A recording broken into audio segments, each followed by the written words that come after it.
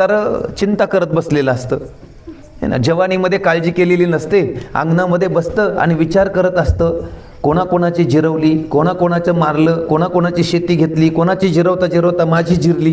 तिथं का मरण दिसत असतं. काळाचा प्रभाव आहे, तो कधी कुणावरती येईल सांगता येत नाही. आणि म्हणून काळाचा प्रभाव जर दूर करायचा असेल ना मायबापांनो, मला साधूची शरणागती करावी लागेल, मला संतांची शरणागती करावी लागेल. करत नाही आपण, ती करत नाही. विचार करता करता लक्षात येत नाही आपल्या, एक धागा सुखाचा 100 धागे दुःखाचे. जरतारी हे वस्त्र मानवा तुझी आयुष्याचे, मुकी अंगडी बालपणाची, रंगीत वसणे तारुण्याची, जीर्णशाल मग उरे शेवटी लेणे वार्धक्याचे. एक धागा सुखाचा. माझ्या जीवनात ते सुख नाही आलं पाहिजे. बालपण माझं मातीखान्यात गेलं, तरुणपण तर मातीखान्यात जाऊ नये. तरुणपणी तर मला उद्धार करता आला पाहिजे. अरे 16व्या वर्षी ज्ञानेश्वरी लिहिली, त्या महाराष्ट्रामध्ये मी राहतो. 16व्या वर्षी स्वराज्याची शपथ घेतली, अशा छत्रपती शिवरायांच्या महाराष्ट्रामध्ये मी राहतो. 42व्या वर्षी लोकांना गाथा दिली, आयुष्याचं कार्य संपवलं, त्या महाराष्ट्रामध्ये मी राहतो. 32व्या वर्षी शिकागो परिषद ज्यानं गाजवली, एक सद्गुरूचा संदेश माझ्या देशाला दिला, त्या देशामध्ये मी राहतो.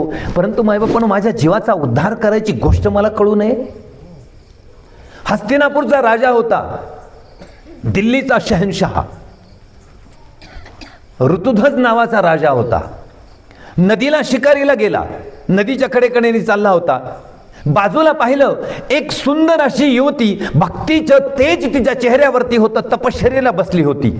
राजा ऋतुध्वजाचं लक्ष तिच्याकडे गेलं आणि पाहिल्यानंतर म्हणतो, आहा काय सुंदर ही युवती आहे, काय तेज आहे. ते तपस्येचं भक्तीचं तेज तिच्या चेहऱ्यावरती पाहून तिथे त्याने बाण काढला आणि तिच्या पायाशी बाण मारला. सू करत तो बाण गेल्यानंतर त्या बाणाच्या आवाजाने तपश्चर्या भंग झाली. पाहिलं तर कोणीतरी राजबिंडा तरुण समोर उभा आहे.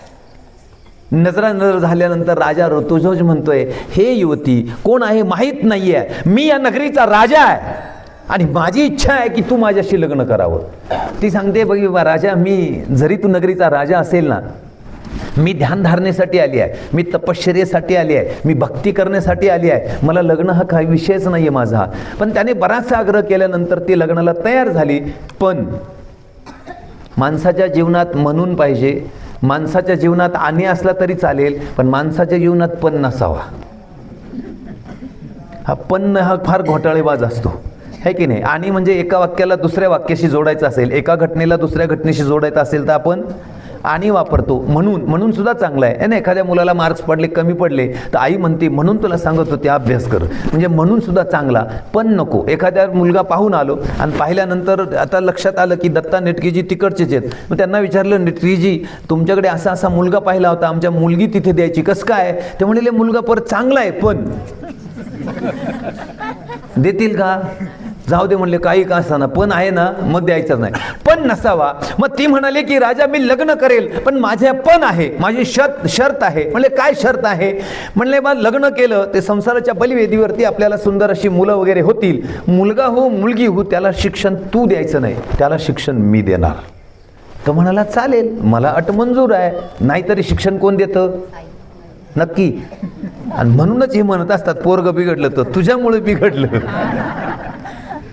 ना. हा दोष असतो खरं तर, कारण दोघांनी शिक्षण द्यायचं असतं. पण ती म्हणाली शिक्षण मी देईल. राजा म्हणला चालेल.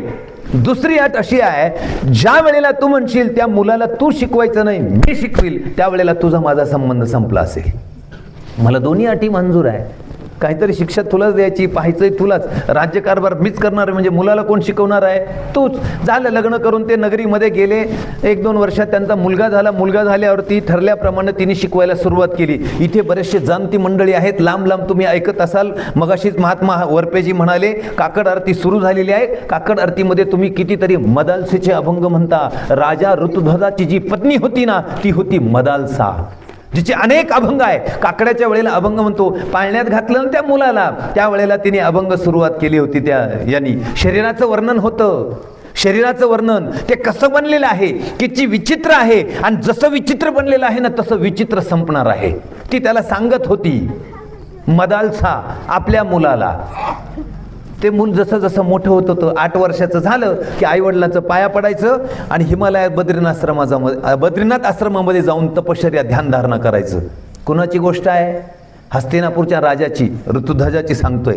आपले काय गोष्ट आहे? आपलं आपलं लहान बाळ पाळण्यात आणि आई पाळणा म्हणती, पाळण्यात झोपलं बाळ हे तान, हाक मार मला मम्मी म्हणून, बनवीन तुला मी शाहरुख सलमान, जो बाळा जो जो रे जो जो. अशी आपली आधुनिक आई, कलियुगातली आई. कसा ज्ञानेश्वर माऊली घडायचा, कसा छत्रपती शिवराय आपल्या महाराष्ट्रामध्ये पुन्हा यायचा. असली अवस्था मदालसे ज्या वेळेला ती त्याच्या शरीराचं भक्तीचं वर्णन करत होती. 8व्या वर्षी मुलगा सोडून हिमालयामध्ये तपश्चर्याला जात होता. पहिला मुलगा गेला, दुसरा मुलगा गेला, तिसरा मुलगा गेला, चौथा मुलगा झाल्यावरती राजा म्हणला, राणी थांब, याला मी शिक्षा देणार. अरे राजकाज कोणी चालवायचं? तिने ते पोरग घेतलं, ऋतुध्वज राजाच्या मांडीवरती ठेवलं. म्हणले, राजा माझी दुसरी शर्त होती, तुझा माझा संबंध संपला, मी तुझी पत्नी नाही, तू माझा पती नाही. चालायला लागली. जशी ती चालायला पुढे लागली, अगं ती म्हणते थांब, याला घेऊन मी काय करू आहे? म्हणजे शिक्षा तुम्ही देणार आहात ना. मागे वळून सुद्धा पाहिलं नाही त्या मदालसेने. ऋतुध्वजाच्या राजाच्या राणीने. कुणाची राणी? ऋतुध्वज. कोणता? हस्तिनापूर, दिल्लीचा राजा. त्याची पत्नी त्याला सोडून चालली. मागे बघत नव्हतं. महलामध्ये जेवढ्या स्त्रिया होत्या पाया पडत होत्या, विनंती करत होत्या. मागे वळून सुद्धा पाहिलं नाही मायबापण होत्या मदालसेने. माझ्या साड्या घेतल्या का नाही, माझे ड्रेस घेतले की नाही, मोबाईलचा चार्जर राहिला की काय, माझं मेकअपचं साहित्य तर नाही ना घेतलं. अरे साधा एक दिवस जायचं असेल तर आमची किती तयारी असते. राजाची राणी होती, सगळं काही त्यागलं आणि ती सुद्धा हिमालयामध्ये बद्रिकाश्रमामध्ये जाऊन राहिली. राजाने ते पोरग घेतलं, तिथे दिले, प्रधानाच्या हातामध्ये राज्य दिलं आणि तिच्या मागे मागे गेला.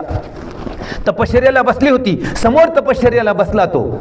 आणि 12 दिवसानंतर तिने डोळे उघडले तर पाहिलं माझा पती समोर बसलेला आहे. म्हणले, तुम्ही? म्हणले, जिथे तू तिथे मी. मस्त